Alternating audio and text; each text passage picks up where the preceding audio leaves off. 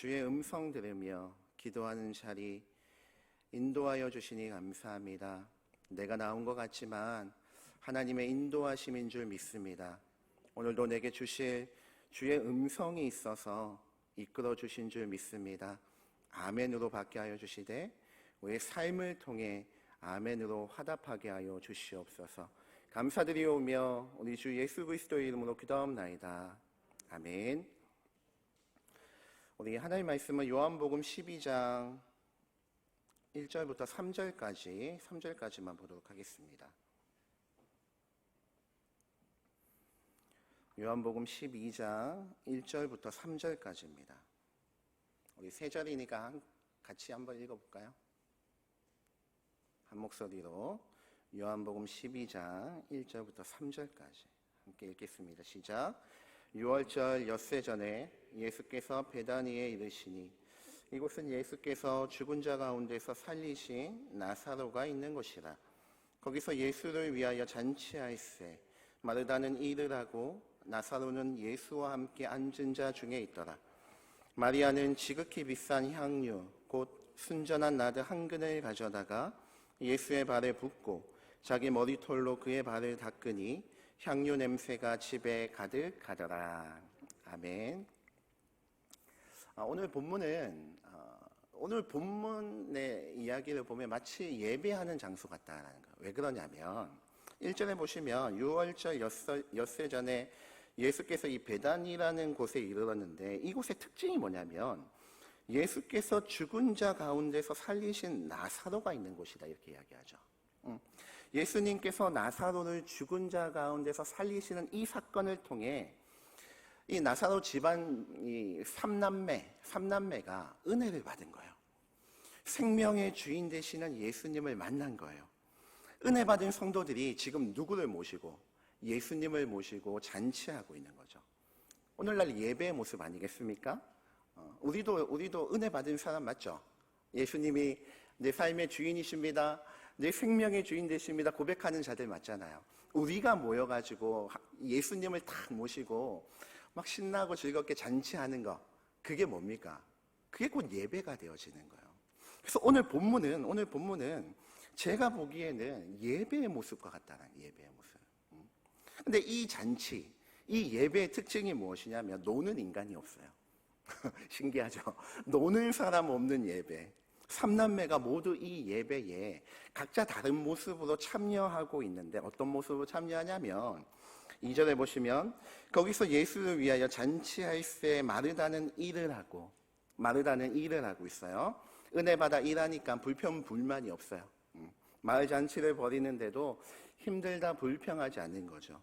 나사로는 예수와 함께 앉은 자 중에 있더라. 앉아있다 이 모습은 비스듬히 누워있는 모습이거든요. 그 당시에 식사의 자리에서 우리는 침대에 누워가지고 이렇게 누워서 이렇게 먹으면 뭐랍니까? 여러분 뭐라 해요? 여러분 자녀가 이렇게 누워가지고 이렇게 떡 같은 거 받아 먹으면 야 우리 어머니가 저한테 맨날 하셨던 말씀이 소된다 그러시는데 여러분 누워서 먹는 자녀에게 예수님 닮았구나 그렇게 칭찬해 주시는 우리가 되었으면 좋겠어요. 오늘 본문을 보니까 예수님 그 당시의 문화는 식사 자리에 테이블에 앉아서 먹는 것이 아니라 비스듬하게 누워가지고 이제 식사하고 있는 거죠. 나사로는 예수님 옆에서 놀고 있구나. 아니에요. 그게 아니고 우리가 읽지 않았지만 9절과 10절을 보면 9절, 10절, 11절을 보면 제가 읽어볼게요. 유대인의 큰 무리가 예수께서 여기 계신 줄 알고 오니 이는 예수만 보기 위함이 아니요 죽은 자 가운데서 살리신 나사로도 보려 함이러라. 대제사장들이 나사로까지 죽이려고 모이하니 나사로 때문에 많은 유대인들이 가서 예수를 믿음이러라 이렇게 얘기하죠. 그러니까 지금 나사로는 예수님 옆에 식탁 자리에 함께 비스듬하게 누워가지고 그 식탁 자리에 오고 가는 많은 사람들에게 지금 누굴 소개하고 있는 거예요? 누굴 소개하고 있는 거예요? 예수님을 소개하고 있는 거예요. 이분이 나를 살려주셨다. 이분이 생명의 주인 되신다. 여러분, 이분 메시아입니다. 라고 누굴 전도하고 있냐면 예수님을 전도하고 있었다라는 거예요. 그리고 오늘 우리가 진짜 살펴보고 싶은 세 번째 인물이 누구냐면 이 마리아인데, 이 잔치, 이 예배의 하이라이트라고 볼 수 있는 부분이에요. 왜 그러냐면 본문도 이 마리아가 하는 일을 가장 길게 이제 비중 있게 다루고 있고, 그에 대한 예수님의 이제 코멘트도 달려 있는 것 보니까 이 잔치를 통해서 하나님께서 하시고 싶은, 우리에게 주시고 싶은 메시지가 이 마리아를 통해서 주시고 싶다는 거죠. 마리아가 보여주는 모습은 무엇입니까? 쉽게 이야기하면 말씀 신앙이라는 거예요. 말씀에 순종하는 신앙이라는 거예요. 봉사, 마르다처럼 봉사하는 거, 나사로처럼 전도하는 거 너무 중요하죠. 그런데 그거보다 우리 하나님께서 보시기에 더 중요한 신앙의 모습이 있는데, 그게 뭐냐면 마리아를 통해 우리에게 주시고 싶은 이야기, 그건 뭐냐면 말씀에 순종하고 살아가야 된다는 거예요. 오늘 본문 3절을 같이 한번 읽어봅시다. 3절 같이 한번 읽어볼게요. 시작. 마리아는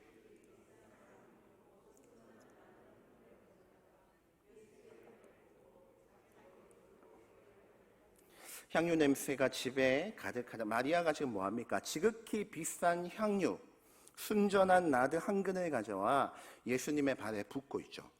이 향유는 지극히 비싼 거래요. 이걸 예수님께 쏟아붓는 거죠. 오늘 본문은 발에 쏟았다 이렇게 이야기하는데, 오늘 본문과 똑같은 사건을 기록하고 있는 마태복음 26장에서는 한 여자가 매우 귀한 향유 한 옥합을 가지고 나와 식사하시는 예수의 머리에 부었다 이렇게 표현하고 있거든요. 그러니까 아까 지금 나사로하고 식사할 때 어떻게 식사하신다고요? 비스듬하게 누워가지고, 예수님이 소되진 않으셨죠? 비스듬하게 누워가지고 계신데, 이 마리아가 와가지고 그 순전한 그 향유 한 옥합을 가지고 나와 마태복음에 보니까 머리에 부었다 그러고, 오늘 본문 요한복음에 보니까 발에 부었다고 보니까 어디서부터 어디까지 다 부은 거예요. 머리서부터 발끝까지 온몸을 이 향유로 뒤덮은 거예요. 그리고 자신의 머리털로 예수님의 발을 닦고 있는 이 종의 모습이거든요. 여러분, 이 마리아의 이 헌신, 마리아의 이 순종은 있잖아요, 차원이 다른 헌신이에요. 저는 그렇게 보고 싶어요. 마르다, 나사로 귀한 섬김이고 귀한 헌신이지만 이 마리아의 헌신하고는 차원이 달라요. 이거 있잖아요, 단지 비싼 거 드렸다고 얘기하는 게 아니에요. 여러분, 예수님께서 마태복음 16장 16절을 기점으로 하여 예수 그리스도의 십자가와 그 죽음과 부활에 대해 여러 차례 말씀하시거든요. 여러분, 마태복음 16장 16절 무슨 말씀입니까? 맞아요. 이 정도는 우리가 외우고 있어야 돼요. 베드로의 신앙의 고백이 있었던 그 본문인데, 가이사랴 빌립보라는 지역에 가서 예수님께서 제자들과 대화를 하시며 세상 사람들이 나를 인자를 누구라 하느냐, 누구는 선지자 중에 한 명입니다. 예레미야입니다. 세례 요한이 다시 왔습니다. 아니, 그건 됐고, 제자들아, 너희는 나를 누구라 하느냐라고 질문하셨을 때 베드로가 다 나서죠. 그리고 멋진 신앙의 고백하지 않습니까? 주는 그리스도시요 살아계신 하나님의 아들이십니다 라고 고백해요. 그 고백을 예수님께서 듣고 그때부터, 여러분 성경 다 가지고 계시죠? 마태복음 16장 한번 찾아보셔요. 마태복음 16장 같이 한번 찾아보셔요. 16장 21절.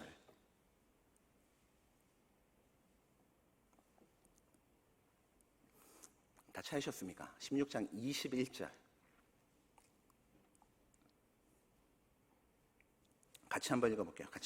시작.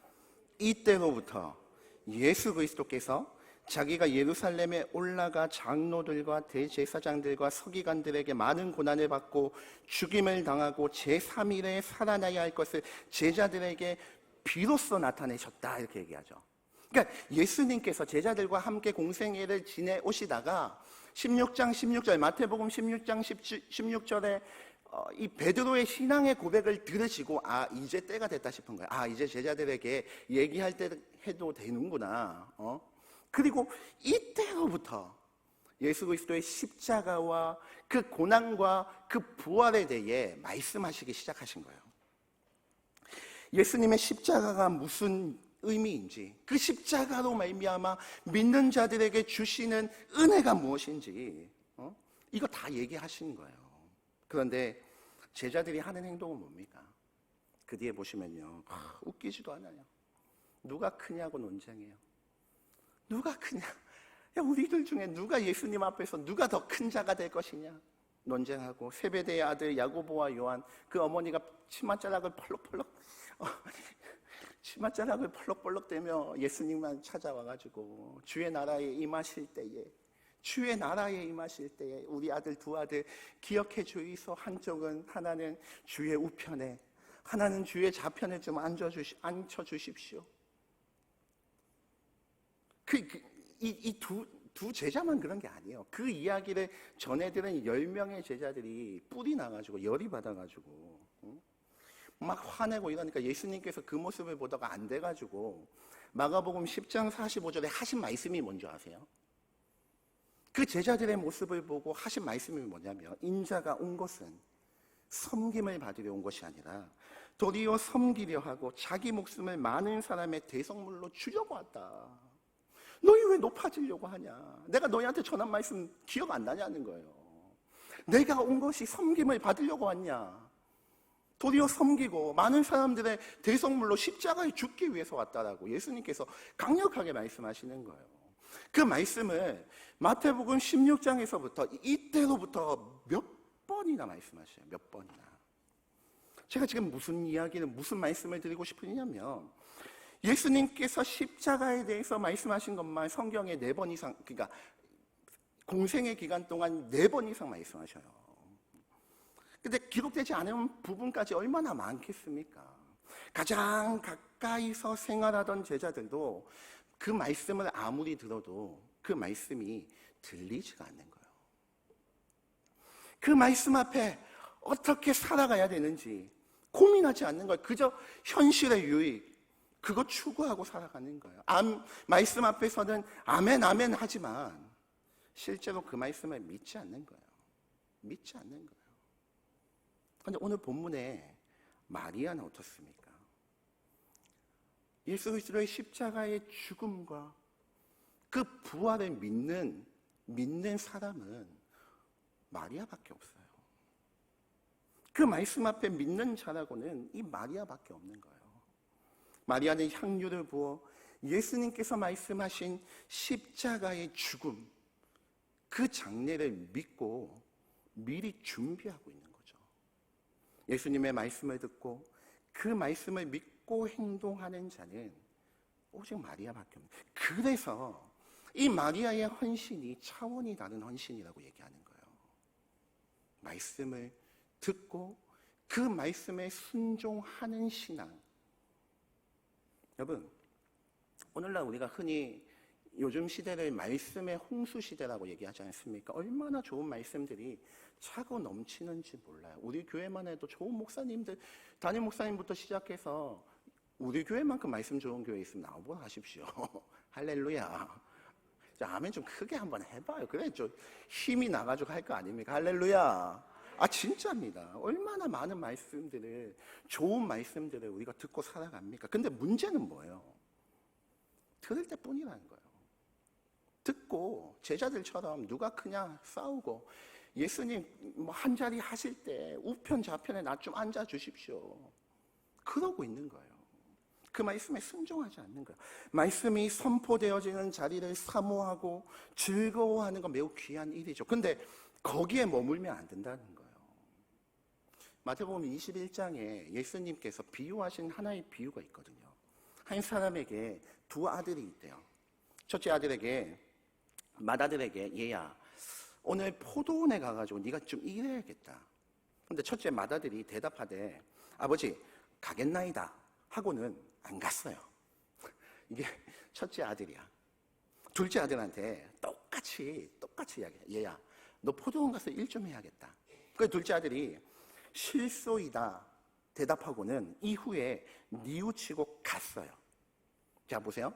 첫째 아들은 포도원 가서 일하라고 한 그 말씀 앞에 아멘, 네 가겠습니다 하고는 실제로 안 갔고, 둘째 아들은 그 앞에서는 실소이다, 오늘 피곤해서 못 가겠어요 하고 실소이다 하고는 그 이후에 뉘우치고 갔어요. 거기서 예수님이 질문하시는 거예요. 그 질문은 오늘날 우리에게 동일하게 질문하시는 거예요.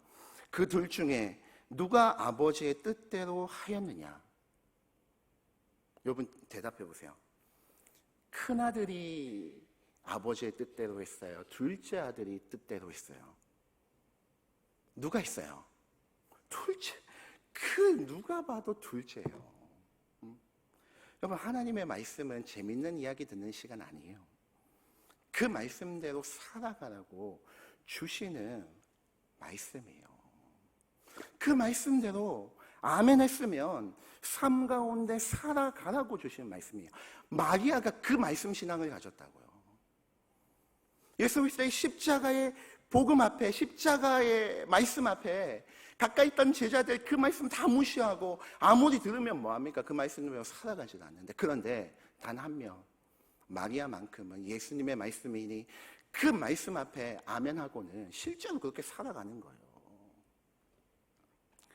여러분, 제가 설교를 하며 말씀을 전하며 제일 뿌듯했던 시간이 어떤 시간인 줄 압니까? 전에 교회에서 오후 예배에 기도에 대한 말씀을 전했거든요. 기도해야 됩니다. 이게 주제 아니겠습니까? 그리고 그 주 금요 성령 집회 이 시간에 평소에 나오지 않던 집사님이 그 자리에 찾아 나오신 거예요. 그리고 저를 보시더니, 목사님, 지난 주일날 목사님 하신 말씀을 듣고 오늘부터 이 기도하는 시간 금요 성령 집회 나오기로 작정했습니다. 그리고는 그 주부터 계속 그 시간을 지켜 기도하러 나오시는 거예요. 제 마음이 얼마나 뿌듯했는지 몰라요. 제가 뿌듯한데 우리 하나님은 어떠실까요? 여러분, 제가 설교하며 많은 분들이 목사님 은혜 받았어요, 그런 이야기도 들어봤거든요. 목사님 말씀 너무 좋았어요, 그런 이야기도 많이 들어봤어요. 근데 그게 있잖아요. 그게 그냥 그 순간에 은혜 받고 끝나는 것이 말씀을 주신 목적이 아니에요. 말씀을 들었다면 그 말씀에 비추어 내 삶을 바꾸어 나가야 되는 거죠. 여러분, 우리가 은혜 받았다라는 말 자체가 한국 교회 안에, 우리의 심령 안에 얼마나 왜곡되어져 있는지 몰라요. 뭐가 은혜 받은 겁니까? 뭐가 은혜 받았어요? 설교 들을 때 눈물 찔끔 나고 눈빛 초롱초롱하며 아멘 아멘 화답하면 은혜 받은 거예요? 우리는 다 그게 은혜 받은 거라고 생각해요. 그런데 그 말씀을 듣고 돌아가 아무 일도 없었다면 진짜 은혜 받은 겁니까? 반면에 설교 시간에 말씀을 들을 때에 마음의 감동도 없고 눈물로 나지 않았지만 그 말씀이 심령 가운데 새겨져 내 삶 가운데 돌아가 내 삶이 변했다면 누가 은혜 받은 사람이에요? 예를 들면 이런 거예요. 말씀을 전하는데 내 원수를 사랑하십시오. 여기 A 집사님, B 집사님 앉았는데 A 집사님이 그 설교를 들으며 자기 원수가 생각이 나. 여러분, 왼수가 누굽니까? 거의 대부분 아내와 남편이더라고. 우리 왼수 같은 남편, 왼수 같은 아내, 이러면서 거기서 막 눈물을 흘리며 이제 용서해야지. 이제 용서해야지. 그리고 막 눈물을 찌끈찌끈 짜면 막 이렇게 해가지고 콧물 닦고는 집에 갔는데 집에 누가 있어요? 꼴배기도 싫은 아내가 있는데, 그 잔소리를 퍼부어 대면 은혜 받은 거예요. 오던 원수를 보고는 휙 돌아가지고 쌀쌀맞게 지나가면 은혜 받은 거예요. 우리는 다 착각해요. 은혜 받았다고 착각해요. 저도 착각할 거예요. 눈물 쏟고 콧물 쏟고 그렇게 하면 오늘 집사님 말씀 가운데 은혜 받았네. 여러분, 은혜 받은 거 아니에요. 자기 속고 있는 거예요. 자기를 속이는 거예요. 진짜 은혜는 그런 방식으로 오지 않아요. 진짜 하나님의 은혜는 말씀 가운데 우리의 감정의 변화뿐만 아니라 우리의 삶의 변화를 동반하게 되어져 있는 거죠. 그래서 은혜는 이 자리에서 받는, 말씀을 듣는 자리에서 은혜 받는 것이 아니라 여러분의 삶의 자리에서 받는 거예요. 제가 신대원 다닐 때 김남준 목사님이라는 이제 목사님이 학교에 오셔가지고 부흥회를 인도하셨는데, 저는 그 목사님이 하셨던 설교 다 기억 하나도 안 나요. 딱 한 장면이 마치 사진을 찍듯이 제 머릿속에 딱 남아져 있는데, 그 당시에 내가 앉았던 자리와 그 주변에 계셨던 분들과 앞에서 말씀하시는 김남준 목사님의 그 한마디가 마치 사진처럼 제 머릿속에 남아있거든요. 어떤 거냐면, 그 목사님이 막 설교를 하시는데 전도사님들이 은혜가 돼가지고 아멘 아멘 하며 그 말씀을 받고 있었거든요. 근데 김남준 목사님이 한마디 하시는 거예요. 아멘 하지 마십시오 이러시는 거예요. 저 너무 놀랐어요. 지금까지 아멘 좀 하라고 하시는 분들은 많이 봤는데, 그분이 있잖아요, 아멘 하지 마십시오 이러더니 영어로 한 문장을 이야기하는 거예요. Say amen in your life 이러더라고요. Say amen in your life. 이게 무슨 뜻입니까? 여러분의 삶을 통해 아멘으로 화답해달라는 거예요. 이곳에서 아멘 아멘 1000번 100번 10,000번 눈물 흘리고 아무리 해도 진짜 은혜 받는 것은, 진짜 하나님의 말씀을 내 삶 가운데 그 말씀을 듣는 것은 내 삶을 통해 아멘으로 화답해달라는 거예요. 여러분, 오늘 말씀을 마치도록 하겠습니다. 마리아의 헌신은 있잖아요, 단지 비싼 거 드렸다고 귀한 것이 아니에요. 뭐하기에? 말씀에 순종하기에 차원이 다른 헌신이라는 거예요. 이런 헌신이 우리에게도 있었으면 좋겠습니다. 할렐루야. 이런 헌신이 복과 연결되어지는 거예요. 말씀 한 구절 찾고 오늘 말씀 마치고자 하는데요, 요한계시록 1장 3절 같이 한번 찾고, 요한계시록 1장 3절.